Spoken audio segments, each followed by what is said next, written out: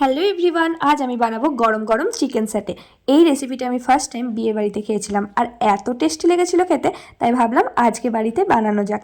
তাই চিকেন স্যাটে বানানোর জন্য আমি এখানে 250 গ্রাম বোনলেস চিকেন এনেছি। চিকেনটাকে ছোট ছোট করে কেটে নিয়েছি। তারপর এখানে দিয়েছি আমি সয়া সস, শেজওয়ান সস, একটু চিলি সস, স্বাদ মতো লবণ, আর তার সাথে দিয়েছিলাম লেবুর রস।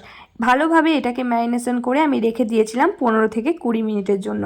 আর এই বর্ষার মরশুমে সন্ধে হলেই মনটা খাই খাই করে ওঠে, তাই ভাবলাম আজকে বানিয়ে ফেলি গরম গরম চিকেন স্যাটে, যেটা চটজলদি হয়েও যাবে আর খেতেও খুব টেস্টি। চিকেন স্যাটে বানানোর জন্য এখানে আমি পেঁয়াজ আর ক্যাপসিকামটাকে কিউব করে কেটে নিয়েছি। আর এখানে আমি আলাদাভাবে একটু পেঁয়াজ কুচি, ক্যাপসিকাম কুচি আর লঙ্কা কুচো করে নিয়েছিলাম, যেগুলো আমার পরে চিলি করতে কাজে লাগবে। কোটিংয়ের জন্য এখানে লাগবে আমার ময়দা, তার সাথে নিয়েছিলাম একটু কর্নফ্লাওয়ার আর নিয়েছিলাম স্বাদ মতো লবণ।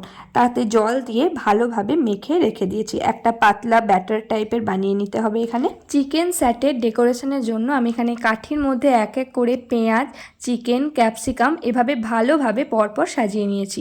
সাজিয়ে নেওয়ার পর যে ব্যাটারটা করেছিলাম সেই ব্যাটারটাতে আমি এদিক ওদিক দুপাশ ভালোভাবে ব্যাটার মাখিয়ে আমি এখানে অয়েলে ডিপ ফ্রাই করেছি।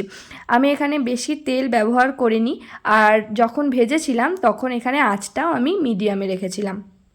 তোমরা চাইলে এভাবেও খেতে পারো, এই ভাজাটাও খেতে খুব ভালো লাগে। আমি যেহেতু চিলি বানাবো তাই আমি আবার কড়াইয়ে তেল গরম করে সেখানে কেটে রাখা ক্যাপসিকাম, পেঁয়াজ আর লঙ্কাটাকে ভালোভাবে এখানে হালকা করে ভেজে নিয়েছি।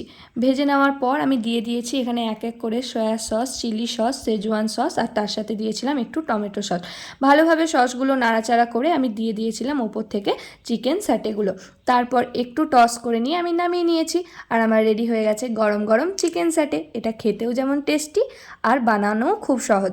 তোমরাও বাড়িতে বানিয়ে ট্রাই করো। আজকের রেসিপিটা কেমন লাগলো অবশ্যই কমেন্টে জানিও। আজকের মতো টাটা।